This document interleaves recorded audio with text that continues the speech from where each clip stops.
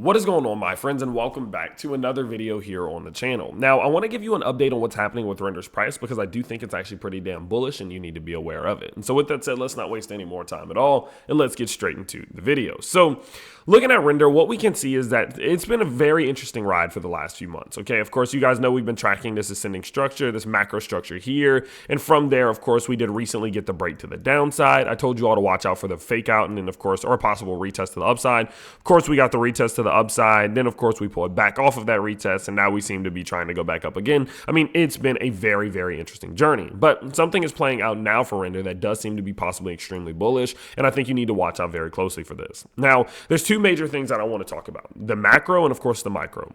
In the micro, what we can see is that Rndr seems to be trying to put in some type of double bottom. It seems to be trying to put in some type of double bottom. Of course, we had a high, we had another high, we had a low in between, and we have an equivalent low to the side of that. Now, if you do go ahead and connect these, now you can start to see what I'm talking about. And as, of course, Rndr's price is venturing back upwards, if its price is capable of breaking above $8.20, it'll be in a position in which it will now have confirmed that this double bottom is enacted, and that would actually give us a breakout target all the way back up to $10, which would be very cool. Now, the reason I don't seem super enthusiastic about this is simply because of the fact that we do have structure sitting right here. It's not like it's just an empty layer. We have structure here, right? We have this ascending point of support that we just flipped into resistance. So the likelihood that we're going to immediately just clear right back above it isn't that high. It's there, right? Maybe like 30%, 35%, but it's not super high. And so because of that, I'm not too enthusiastic about this, especially considering I don't know what the market's about to do, right? If Bitcoin continues downwards, we're going to see this thing pull back quite simply that easy. And so because of that, it is good to see that it is trying to put in this bullish structure, but I'm not too enthusiastic about it right now. But it is a good sign. Tyler, why is it a good sign?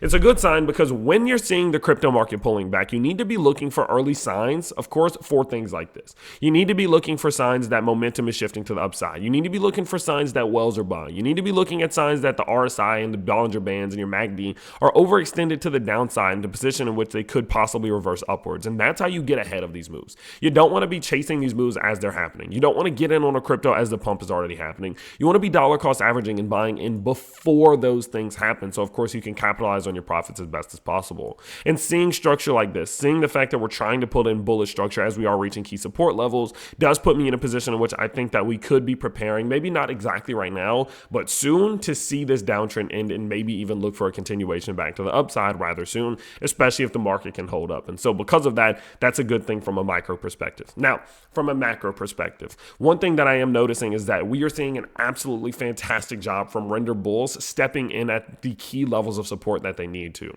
Of course, you guys know I've outlined a few very important levels. Of course, we had the $5.38 level. Of course, we had the $5.90 level. We had the $6.50 level. And of course, we had the $7.10 level.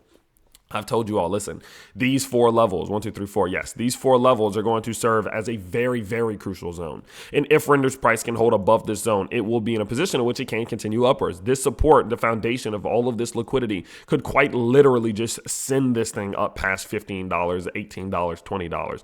Very possible. This could be a macro consolidation area zone. We could be doing something like this. Boom, boom, boom, boom, bam, boom, and we continue upwards, looking at this as an accumulation zone. But the only way that happens is if Rndr's price is capable of holding up this zone. Because if we put all of these points of support above us and now we have to deal with them as resistance, it's going to slow this thing down, and that could literally delay Rndr's price continuing upwards for months. And so what I love to see right now from a macro perspective is that as we're reaching these levels of support, the bulls are stepping in as they need to, because we need to see the bears momentum slow down here to consider this still a range of support and a strong bullish consolidation area zone. Okay, and so because of that, guys, this is a strong signal from the macro perspective. We're not just falling through these key levels of support. We're seeing the bulls step in as they need to, and that will allow the bears to get kind of wiped, kind of get tired, get overextended and exhausted, which then should allow the bulls to step back in and continue upwards. Now we have a lot of work to do, a lot of momentum to maintain, and we need to see these levels continue to hold. But this is an amazing early first couple signs, and I think that we could be in a position in which this is a decent time to dollar cost average. And so because of that, I did add a little bit more Rndr to my bag earlier this morning,